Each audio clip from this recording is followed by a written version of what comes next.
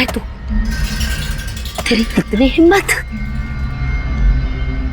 मेरे मेरे पुश्तैनी जायदाद पे नजर रखेगा तू? अगर हिम्मत है तो सामने आके दिखा।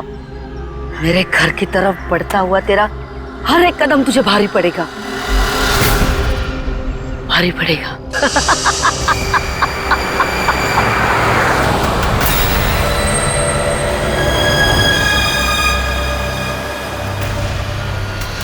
यार यहाँ पे तो कोई भी नहीं दिख रहा, किससे पूछूं? इतना घना जंगल है, कोई साइन बोर्ड भी नहीं है यहाँ पे।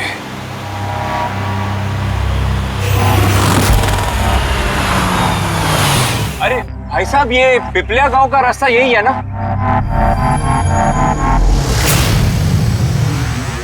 अरे सुनो ना भाई साहब, अरे बड़ा अजीब आदमी है।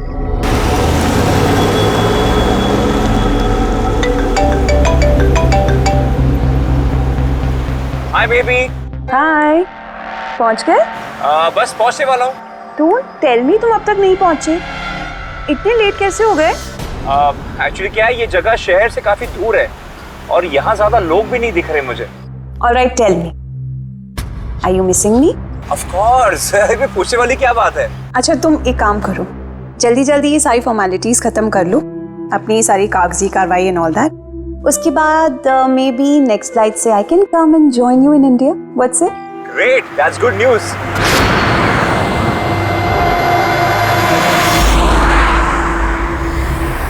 अच्छा बेबी, मुझे लग रहा है कि मैं पहुंच गया हूँ, वो मकान दिख रहा है मुझे। अरे ये गेट क्यों बंद है?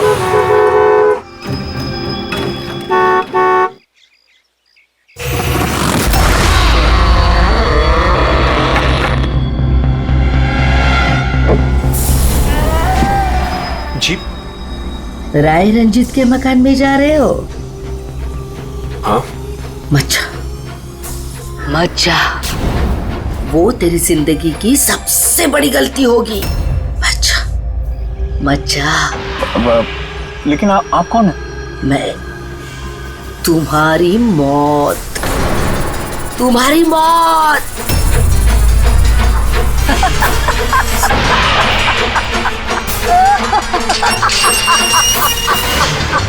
ए बुढ़िया, चल चल, अरे जा। अच्छा वरना तू भी मरेगा, तू भी मरेगा। मत जा वरना तू भी मरेगा, तू भी मरेगा। नसर साहब, आप राज साहब हैं? हाँ हाँ हाँ हाँ। आई। Hello Raj, Raj are you okay? कौन था? हाँ, अरे वंदना मैं ठीक हूँ, कोई नहीं था और मैं पहुंच गया हूँ। ठीक है, बंगले पे मैं कॉल करता हूँ तुम्हें। Okay okay, you take care. हाँ, I will speak to you soon. Bye bye bye.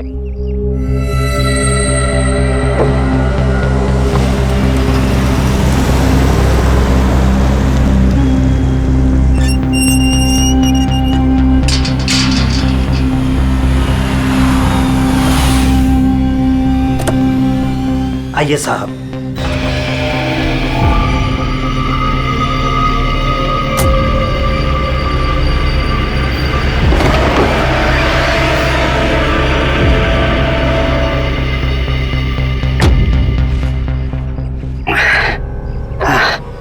साहब, सफर में कोई तकलीफ तो नहीं हुई? नहीं, लेकिन वो औरत कौन थी? बुढ़िया औरत जो आपसे बात कर रही थी ना, लाली नाम है उसका, थोड़ी अजीब सी है। आपको उसकी बातों का बुरा तो नहीं लगा? नहीं, बुरा नहीं लगा मुझे, पर मुझे एक बात समझ में नहीं आई कि उस औरत ने मुझे यहाँ आने से मना क्यों किया। जाने दीजिए ना साहब उसकी बातों का, थोड़ी सी हिली हुई है, कुछ भी बकती रहती है। आप आइए, अंदर आइए।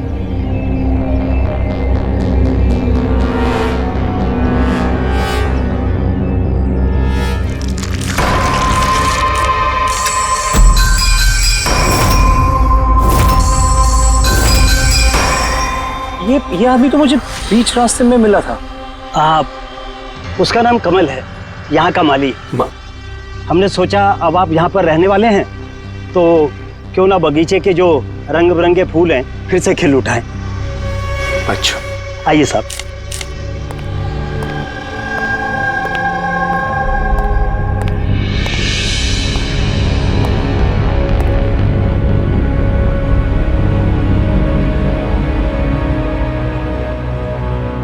अच्छा एक बात बताइए जी। यहाँ कितने साल से काम कर रहे हैं आप? बस साहब ये समझ लीजिए कि मैंने बचपन में चलना यहीं से सीखा था, और अब इस घर से तभी जाऊंगा जब मेरी अर्थी उठेगी। साहब अब ये घर आपका है, कहीं आप मुझे नौकरी से निकाल तो नहीं देंगे? अरे नहीं नहीं नहीं चाचा, ऐसे कैसे बात कर रहे हैं आप? ऐसी कोई बात नहीं, बिल्कुल बेफिक्र रहिए। और वैसे भी इतने बड़े घर की देखरेख आपके सिवा और कौन कर सकता है? हाँ वाकई में आप बहुत नेक इंसान हैं। आइए।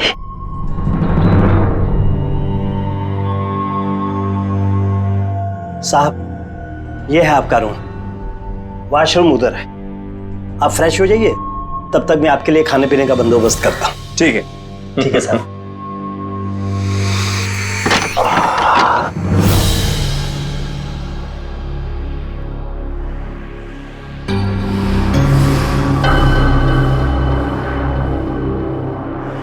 चला जा, चला जा, चला जा, वरना तू भी मरेगा।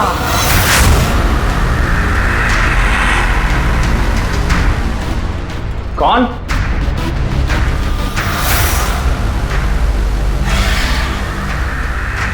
मैंने कहा ना, चला जा।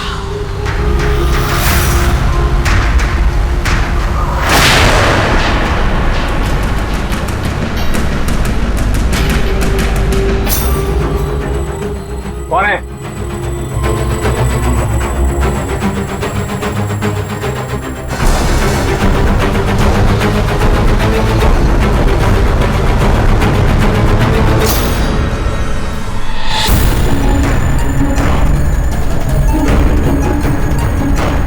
जैसे बाकी लोग मरे हैं, वैसे तू भी मरेगा।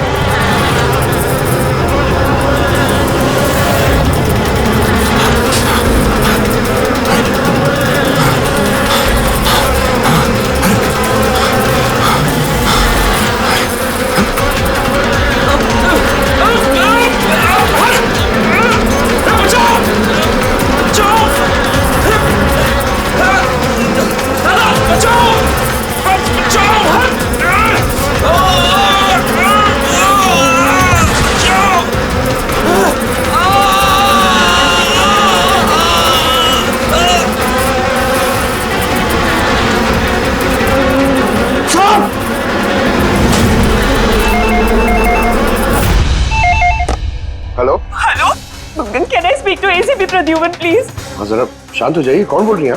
मैं कौन बोल रही हूँ, मुझे क्या काम है, मैं सिर्फ उन्हें बताऊंगी। Can you just make me speak to him right now, please? एक मिनट होल्ड करिए। सर, हाँ सर, फोन कॉल है। सर कोई लेडी है, बहुत रो रही है, कह रही है सिर्फ आपसे बात करेगी। Hello hello, ACP Pradyuman. हाँ मैं एसीपी प्रद्युमन बोल रहा हूँ। सर, हाँ कहिए। सर मैं वंदना बोल रही हूँ अमेरिका से। हाँ बताइए। सर मेरे साथ बहुत बहुत बहुत बुरा हुआ सर। क्या हुआ आपके साथ? सर मेरे फियांसे राज इंडिया गए थे पुश्तैनी मकान खरीदते। सर मधुमक्खियों के काटने से उनकी मौत हो गई। क्या? अच्छा तो बताइए मैं क्या कर सकता हूँ आपके लिए? सर लेकिन मुझे लगता है कि उनकी मौत मधुमक्खियों के काटने से नहीं हुई। इनफैक्ट उनका मर्डर हुआ है। He's been killed। तो ऐसा क्यों लगता है आपको कि उनका खून हुआ है? सर वो जब प्रॉपर्टी खरीदने के बाद कागजी कार्रवाई के लिए जा रहे थे तो तब कब क्या हुआ?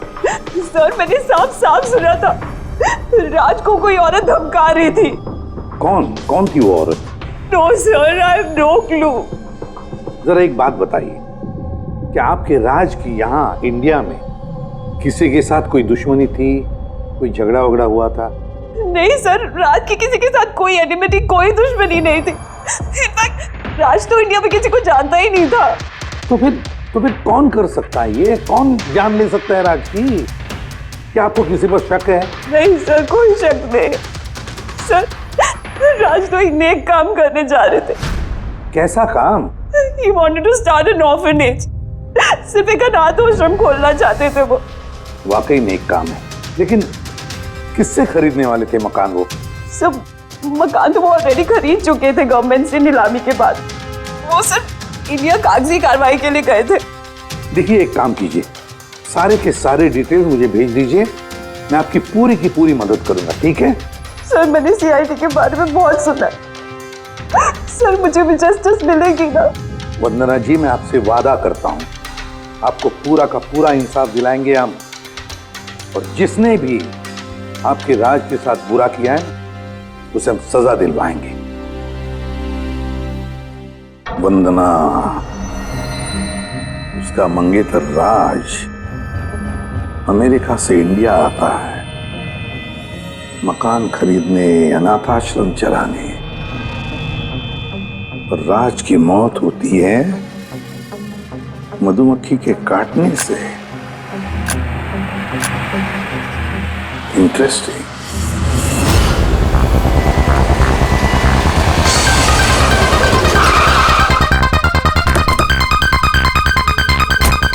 सर, यही वही बंगला है जो राज ने सरकार से नीलामी में खरीदा था। अच्छी खासी प्रॉपर्टी लग रही है। आप देखभाल करते हो उस जगह की? जी हाँ, कहिए। कहेंगे आप, हम सिर्फ सुनेंगे। क्या मतलब? सीआईडी? क्या बात होगी सर? राज राकेश नाम के एक आदमी का खून हुआ है यहाँ पे। बहुत बुरा हुआ सर उनके साथ। उन्होंने ही सरकार से ये मकान खरीदा था। हाँ, उन्हीं की बात कर रहे हैं। उनका खून नहीं हुआ, मधुमक्खियों के काटने से उनकी मौत हुई है। मैंने खुद अपनी आंखों से देखा था। देखा होगा आपने, लेकिन यहाँ इस बंगलों में आने से पहले किसी औरत ने उन्हें धमकी दी थी। कुछ जानते हो उस औरत के बारे में? अच्छा, वो लाली साहब, वो बुढ़िया तो बेतुकी बेसर की बातें करती रहती है। आप उसकी बातों को गंभीरता से मत लीजिए। क्या गंभीरता से लेना और क्या नहीं वो हम तय कर लेंगे। आप ये बताइए कि वो लाली वो रहती कहाँ है? कहीं भी नहीं सर। कहीं भी नहीं मतलब? उस बेचारी का ना तो अपना कोई घर है और ना ही कोई अपना परिवार। बस दिन भर इधर उधर घूमती रहती है। नहीं, कहीं तो बैठती होगी, खाना वाना खाती होगी। कोई एक जगह होगी ना जहाँ पे वो रहती होगी ज्यादातर। हाँ, पास में एक तालाब है, अक्सर वहीं बैठी रहती है। अच्छा, दे क्या तुम इस लाली से मिल लो, तब तक इस मकान का चक्कर लगा लेता हूँ मैं। ठीक है, अब जरा वो जगह दिखाओ जहाँ पे खून हुआ था। आइए साहब। राज साहब यहाँ गिरे पड़े थे।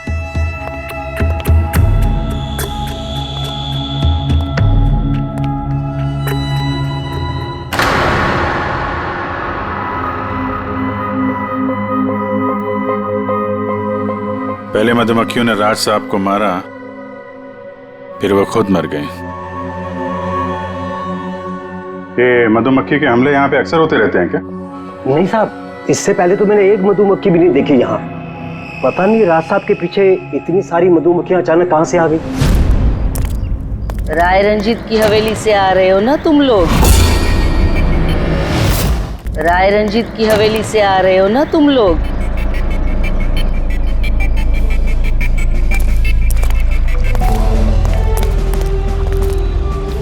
क्या कहा आपने? राय रंजीत के मकान से लौट रहे हो? आप कौन है? क्यों गए थे वहां? अपनी मौत को दावत देने गए थे? सर, लगता है ये लाली है। आप लाली हो ना? हाँ, तुम्हें किसने बताया? तुम्हें तुम्हें राय रंजीत के जासूसों ने यहाँ भेजा है? हाँ, उन्होंने ही भेजा है ना यहाँ पे। कौन कौन राय रंजीत? सांप था वो, सांप। उसने मेरी दादी को धोखा दिया, उन्हें अपने ही घर से धक्के मार के निकाल दिया। चलो ऐसे बाहर। छोड़िए मुझे, मुझे मेरे घर से मत निकाल, मुझे मेरे घर से मत निकाल। शर्म आनी चाहिए तुम्हें रंजीत, तुम अपनी खुद की भाभी को घर से बाहर निकाल रहे हो। कम से कम अपने भैया का तो लिहाज किया होता। अरे उनका क्या लिहाज करना, उन्होंने खुद ही तो अंगूठा लगाकर ये घर मेरे नाम किया है। तूने उन्हें शराब पिलाकर धोखे से अंगूठा लगवाया था। अब क्यों किया, कैसे किया, इस गहराई में जाने से क्या फायदा। समझने वाली बात तो ये है कि ये मकान अब मेरा है और तू सड़क पर आ गई है। चलो निकलो इसे यहाँ से।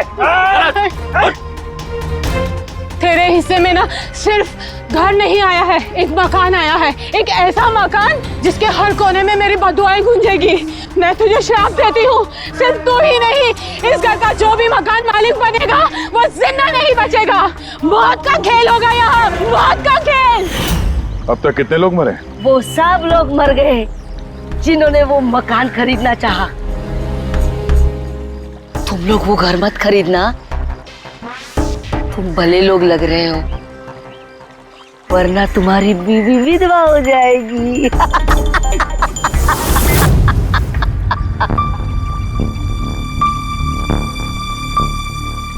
माँ जी, ये कुछ पैसे हैं, काम आएंगे।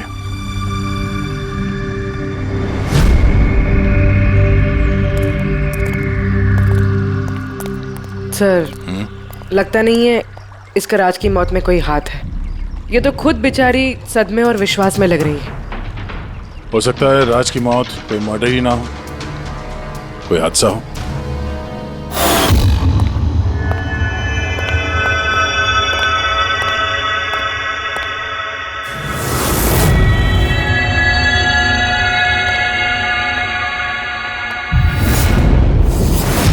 अरे ये कमरा खुला कैसे है? ये तो बंद था। एक मिनट रुको, शायद राज ने खोला।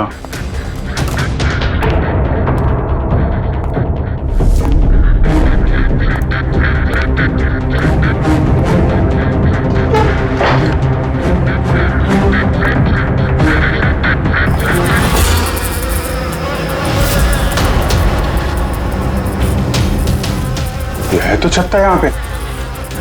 इधर आ। जी सर। ये है मधुमक्खी का छत्ता। अरे मैं पहली बार देख रहा हूँ साहब। तो ये राज यहाँ इस स्टोर रूम में क्या करने आया था? साहब शायद बंगलू देखने आए होंगे। अच्छा, और उस वक्त तुम खाना लेने गए थे? जी साहब।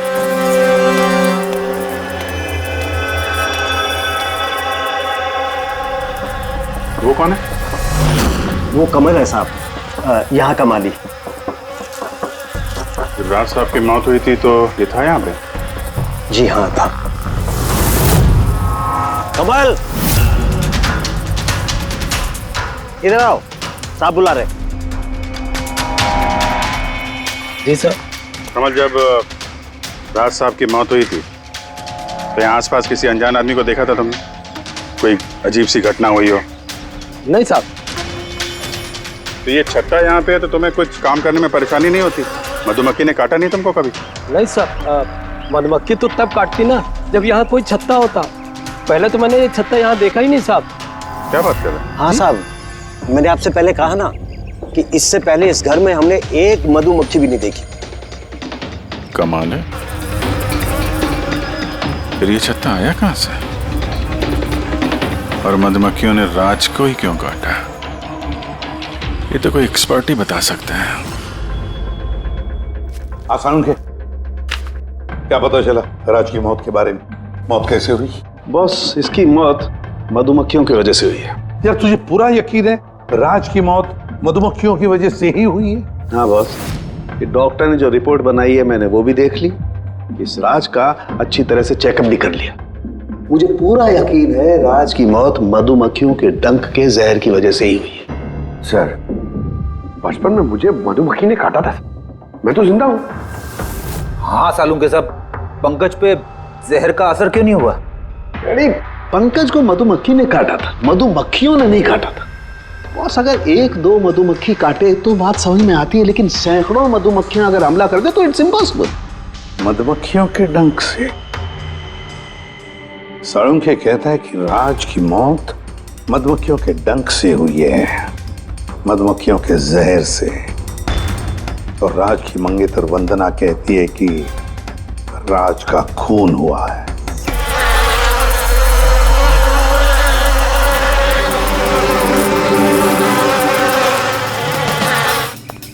100% इस छत्ते को बाहर से लाकर यहाँ पर लगाया गया। मधुमक्खी के छत्ते को किसी और जगह से लाके किसी और जगह लगाया जा सकता है? इतना आसान है? इतना मुश्किल भी नहीं। शहद के व्यापार के लिए अक्सर ऐसा किया जाता है। आप बता सकते हैं कितने दिन पहले इस छत्ते को यहाँ पे लगाया गया? ज्यादा दिन नहीं, लगभग 2-3 दिन। सर अगर मान भी ले कि खूनी ने ये छत्ता यहाँ पर इसलिए लगाया था कि वो राज को मार सके, लेकिन उसे कैसे पता था कि ये मधुमक्खियाँ राज पे ही हमला करेंगी, किसी और पे नहीं? मधुमक्खियाँ बिना वजह किसी पे भी डंक नहीं मारती, क्योंकि डंक मारने के बाद उनकी खुद की भी मौत हो जाती है। तो ऐसी क्या चीज है जो उन्हें उत्तेजित करती है अटैक करने के लिए? देखिए, जब उन्हें लगता है कि सामने वाले इंसान से उन्हें कुछ खतरा। अच्छा केदार साहब, ऐसा हो सकता है क्या कि मधुमक्खियों को ट्रेन किया जा सके कि वो किसी एक आदमी पे हमला करें? कैसी बातें करते हैं अभिजीत साहब, ये मधुमक्खियाँ शार्प शूटर नहीं कि कोई भी इन्हें कह दे कि फलां फलां को डंक मारकर आ जाए। अच्छा, आपने अभी भी कहा कि ये मधुमक्खी किसी को काटने के बाद ये खुद भी मर जाती है, तो ऐसी क्या मजबूरी है कि वो किसी को काटती है? जरा डिटेल में समझाएंगे? मधुमक्खी जब भी किसी को डंक मारती है तो फेरोमोन नाम का एक गंध छोड़ती है, जिससे कि बाकी मधुमक्खियां सचेत होकर सब मिलकर उस पर हमला कर देती हैं। इसीलिए मैंने पहले भी कहा था, मधुमक्खियां बिना वजह किसी पे भी हमला नहीं करती। जरूर राज ने मधुमक्खी के छत्ते के साथ कुछ छेड़खानी की होगी। सर खूनी को कैसे पता था कि राज इस छत्ते के साथ छेड़खानी करेगा?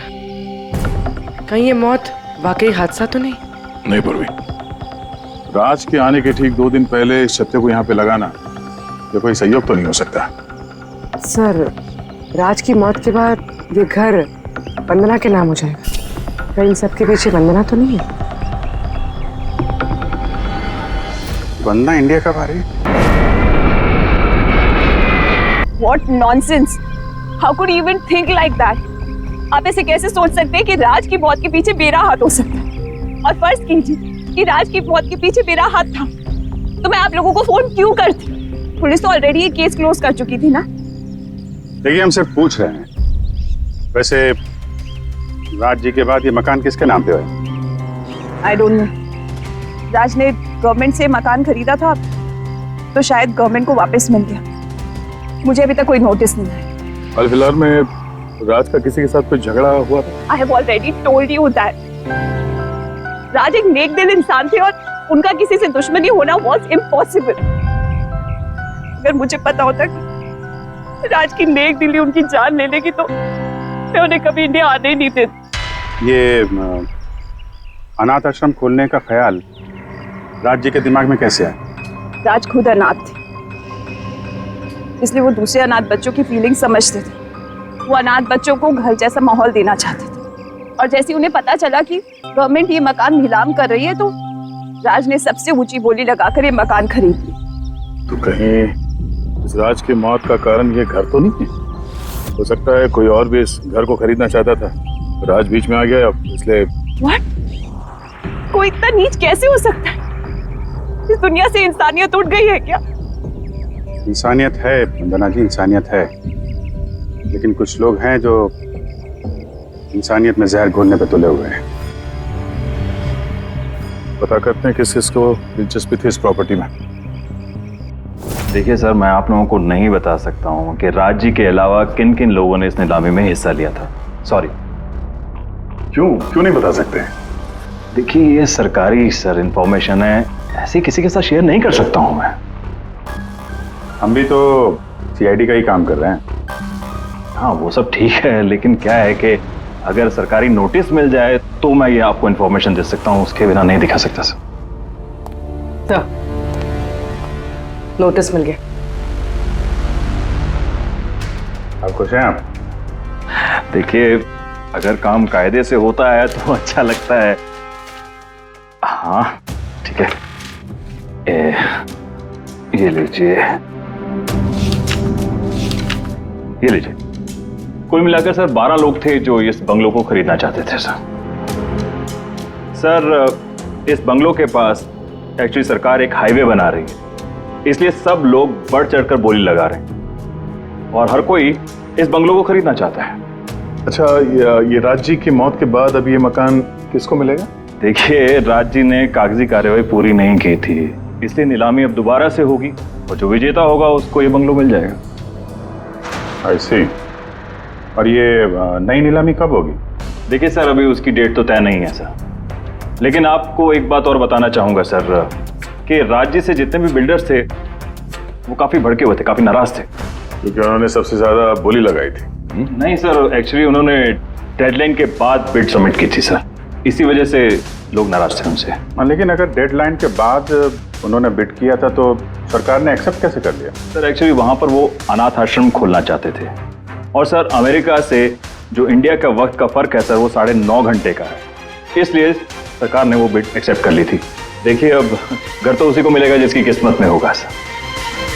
किस्मत में नहीं भी होगा तो उसने अपनी किस्मत की रेखाएं बदलने के लिए कोशिश तो की होगी और जरूर इस लिस्ट में से ही कोई होगा वो। ललित जी, अब तो ये दोबारा नीलामी होगी, तो जिन लोगों ने अप्लाई किया है इस दूसरे नीलामी के लिए, क्या हम उनकी लिस्ट देख सकते हैं? नो सॉरी, ये लिस्ट आपको मैंने इसलिए दिखा दी कि ये नीलामी हो चुकी है, लेकिन वो जो नई लिस्ट आने वाली है सर वो तो आप किसी भी कीमत पर नहीं देख सकते। अरे अरे अरे अरे सारंगी, तू क्या करने क्या जा रहा है यार? क्या सुन रहा हूं मैं? जो सुना है सही सुना है बस। क्या सुना? रिजाइन हो रहा है तू? हाँ। क्यों क्यों? बस मेरा टाइम आ गया। क्या टाइम आ गया? 1 मिनट टाइम है यार अभी। अरे ये टाइम नहीं यार। तो फिर देखो, हर इंसान को लाइफ में एक न एक दिन रिटायरमेंट लेना पड़ता है ना, चाहे वो क्रिकेटर हो, म्यूजिशियन हो, कोई भी हो। मेरा भी टाइम आ गया, मैं भी रिटायरमेंट ले रहा हूँ। अबे कहाँ जा रहा है तू? ये देख लो। ये क्या है? देख लो देख लो। यार क्या तू कर रहा है सारुण? के समझ में नहीं आ रहा है ये। एयर टिकट कहाँ जा रहा है? हाँ, लंदन। अरे वाह रे वाह। पंकज कैंसिल कर। नहीं नहीं, कैंसिल नहीं होगा। अबे रिफंड मिल जाएगा, पैसे वापस मिल जाएंगे, कल की टिकट है, डोंट वरी। मुझे रिफंड नहीं चाहिए, मैं जा रहा हूँ वापस। यार तू ऐसे कैसे जाएगा? क्या हुआ क्या? अरे इतनी बड़ी गलती होगी कि शर्म आ रही है अपने आप पर। ऐसी कौन सी गलती हो गई? वो मधुमक्खियों वाला केस। मधुमक्खियों वाला केस? हाँ यार, हादसा नहीं है बॉस, वो खून है खून। यही मुझसे गलती हो गई। मधुमक्खी के एक्सपर्ट से बात हो गई तेरी? क्या बताया उसने?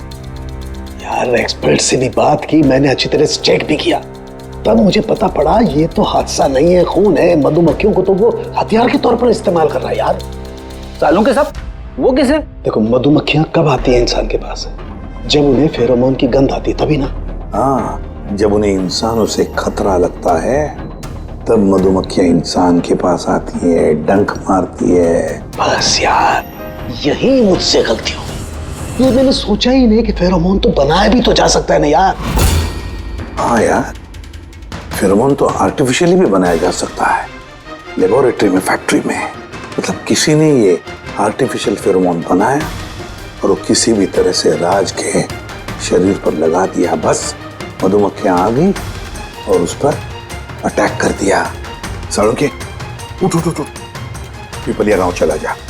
वहां पे जहाँ पे राज का खून हुआ, राज का सारा सामान चेक कर, पता तो चले ये फेरोमोन वहां पर आया कैसे और किसने इस्तेमाल किया ये फेरोमोन राज पर। Yes boss. ये रहा सर, राज का सारा सामान इस सूटकेस में। ठीक है सर, एसीपी साहब बता रहे थे आप रिटायर होने वाले हो। कब है आपका लास्ट वर्किंग डे? आपके लास्ट वर्किंग डे से 1 दिन के बाद।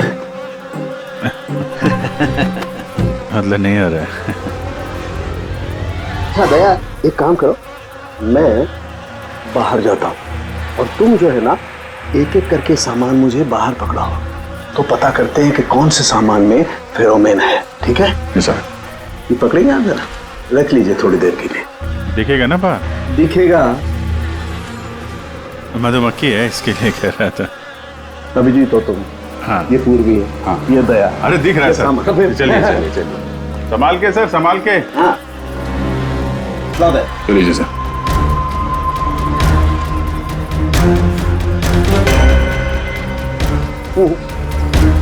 नहीं, इसमें फेरोमोन नहीं।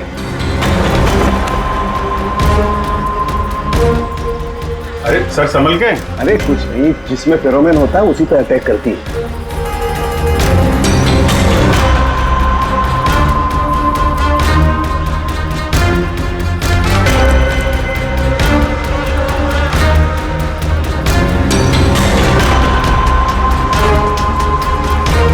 अरे यार,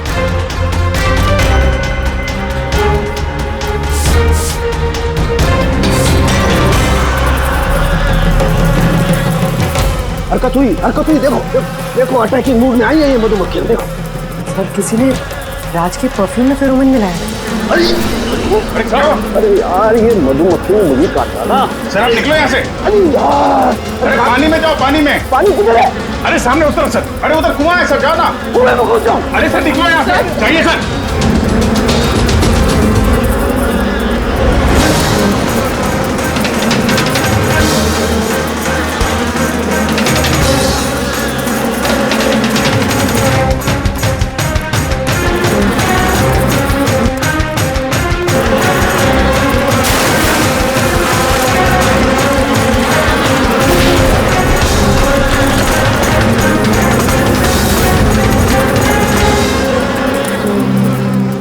आप ठीक हो सर? बाप रे बाप, ये मधुमक्खियां आपको रिटायर नहीं होने देंगी सर। बाहर निकालो मुझे। आइए आइए आइए सर। मधुमक्खी, अरे नहीं, आइए आइए आइए।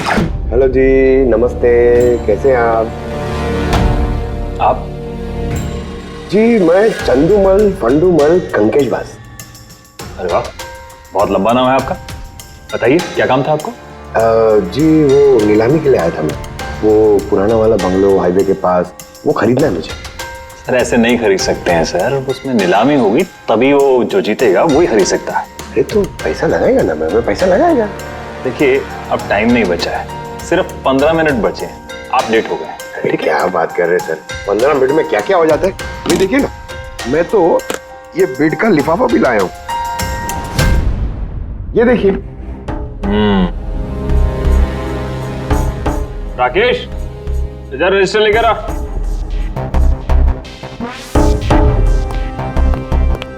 साहब को दो, एंट्री कीजिए सब।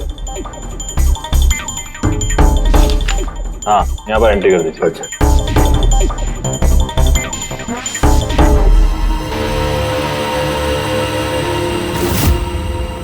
यहाँ साइन कर दीजिए लास्ट को। गुड, लाइए। अच्छा, वेरी गुड, ये तो अच्छा हो गया सर। वो बंगले का चाबी? और मजाक कर रहे हैं? अरे चाबी ऐसे थोड़ा ना मिलता है। अरे भाई बोली लगेगी, नीलामी होगी, उसके बाद जो जीतेगा उसको मिलेगा। भाई क्या बात कर रहे हैं आप?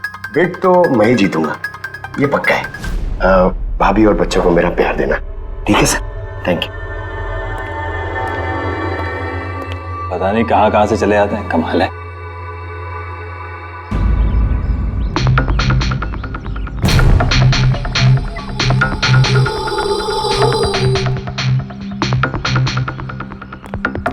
क्या भाई साहब काम हुआ? सर ये देखिए, चंदूमल फंडूमल कंकेशवास का कमाल। उठ जाओ पंकज, 12 में से 2 लोग हैं जिन्होंने दोबारा बोली लगाई है इस मकान को खरीदने के लिए, हेमंत और रोशन। मतलब खूनी इन्हीं 2 में से कोई हो सकता है। और जो कोई भी है, इस बार भी इस मकान को हथियाने के लिए किसी भी हद तक जा सकता है। तो अब ये वक्त आ गया है कि बता दिया जाए कि नीलामी का विजेता आखिर है कौन। और मुझे बताते हुए बहुत खुशी हो रही है कि नीलामी के जो विजेता है मिस्टर रोशन। रोशन जी आपको बहुत बहुत बधाई हो। 1 मिनट, काय की बधाई हो? सबसे ज्यादा बेट मैंने लगाई थी, ये कैसे जीत गए? देखिए भाई साहब, आपको कोई गलतफहमी हुई है। सबसे ज्यादा बेट मिस्टर रोशन ने लगाई थी, इसलिए रोशन को मकान दे दिया गया है। ऐसा हो ही नहीं सकता, मैंने बहुत ऊंची बोली लगाई थी, ये बेट मुझे मिलनी चाहिए थी। आप ऐसे ही बात कर रहे हैं सर, मैंने तीनों लिफाफे चेक किए हैं और चेक करने के बाद मिस्टर रोशन की कीमत सबसे ज्यादा थी, इसलिए मिस्टर रोशन को मकान दे दिया गया है। प्लीज कम ऑन यार, अब हार गए हो तो बच्चों की तरह रो मत। बिजनेस है, ऊंच नीच होती रहती है। बिजनेस में बेईमानी नहीं चलेगी। ये दिखाइए, आप पहले वो लिफाफे दिखाइए, मुझे अभी देखना है किसने कितने बिट करी है। दिखाइए दिखाइए दिखाइए, लाइए। मुझे भी चेक। नहीं नहीं नहीं, ये नहीं दिखा सकते, ये नियम के खिलाफ है। चीटिंग करना भी नियम के खिलाफ है। मैंने 7 करोड़ की बिट करी है, 4 करोड़। इनके अभी हेड ऑफिस से फोन आएगा और बोलेंगे कि मैंने सिर्फ 3 करोड़ लगाए। कोई फोन नहीं 4 करोड़ कम। आपके कहने से फोन आएगा। चलो उठाओ, फोन उठाओ तुम्हारा अभी। ये मुझे क्या करना है क्या नहीं करना है, ये आप मुझे नहीं बताएंगे। आप ललित जी, आप तो बड़े कायदे कानून की बातें किया करते थे और फोन भी नहीं उठा रहे हैं। भाई ये तो बहुत गलत बात है। आप ब्यूरो चलिए हमारे साथ। आप कहाँ खिसक रहे रोशन जी? आप हमें मिठाई नहीं खिलाएंगे? नई प्रॉपर्टी ली है आपने? आइए, आप ही आइए। आइए आइए। सर रोशन जी बिल्कुल ठीक बोल रहे हैं सर। सर रोशन जी का इससे कुछ लेना देना नहीं है। जो भी फ्रॉड हुआ है सर मैंने किया है। ये रोशन का जुर्म अपने सिर पर क्यों ले रहे हो? अच्छा खासा पैसा दिया है क्या रोशन ने तुम्हें?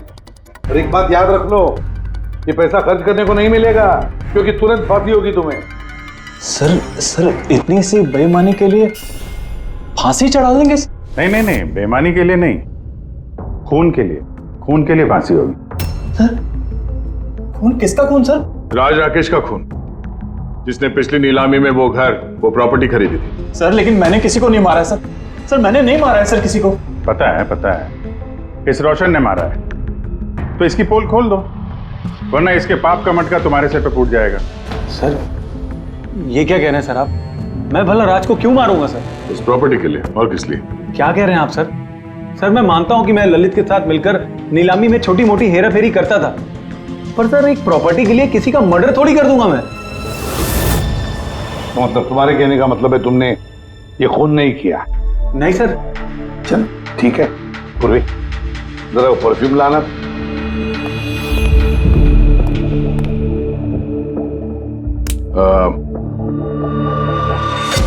ये परफ्यूम छिड़क दूं? बाहर मधुमक्खियों का छत्ता है, क्या बोलता है? Sir perfume? हाँ आपकी मर्जी सर, लेकिन हमारे इस केस से परफ्यूम का क्या लेना देना सर? मुझे वाकई पता नहीं इस परफ्यूम का कोई इस केस से संबंध है। सर जी हम सच कह रहे हैं सर, राज जी की मौत से हमारा कोई संबंध नहीं है सर। ललित बिल्कुल ठीक कह रहा है।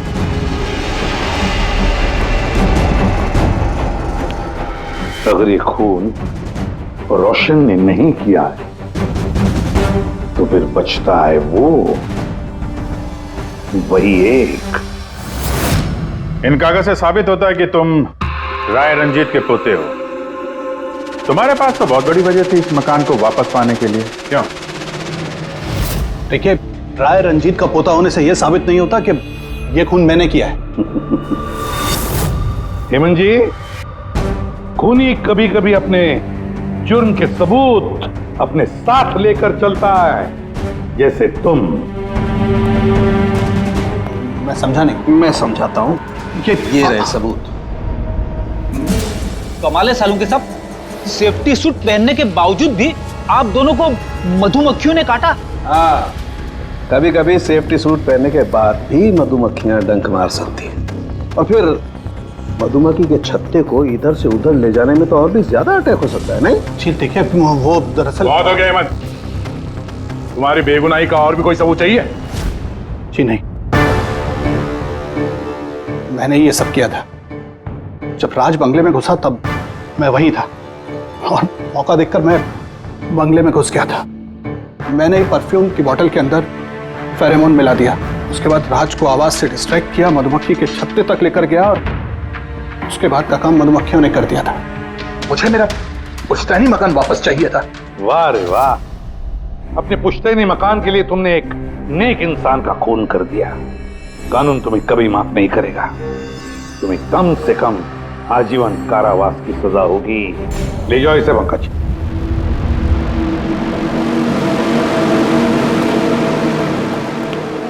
पंखे, केस खत्म, रिटायर हो सकता है तू। मुझे रिटायर होना ही नहीं है। कल तक तो बोल रहा था रिटायर करो। वो कल की बात थी। भगवान, मतलब पीछा तो नहीं छूटने वाला इस आदमी से अपना। पीछा नहीं छूटने वाला है किसी का किसी से नहीं। मुझे तुम्हारे बिना चैन नहीं और तुम्हें मेरे बिना चैन नहीं। ये लीजिए, सरकार ने बंगलो अब राज से आपके नाम करने का निर्णय लिया है। उम्मीद है कि अब आप मिस्टर राज के अनाथ आश्रम खोलने का सपना पूरा कर पाएंगे। राज के जाने के बाद मेरी लाइफ का यही मकसद रह गया है, उसका आखिरी सपना पूरा करना। But thank you so much Raj को जस्टिस दिलाने के लिए। हमने जो कुछ भी किया वो तो हमारा फर्ज था। आपको और कोई मदद की जरूरत हो तो हमें जरूर याद करिएगा। कभी कभी आते रहिएगा, उन बच्चों को भी आपसे इंस्पिरेशन मिलेगी।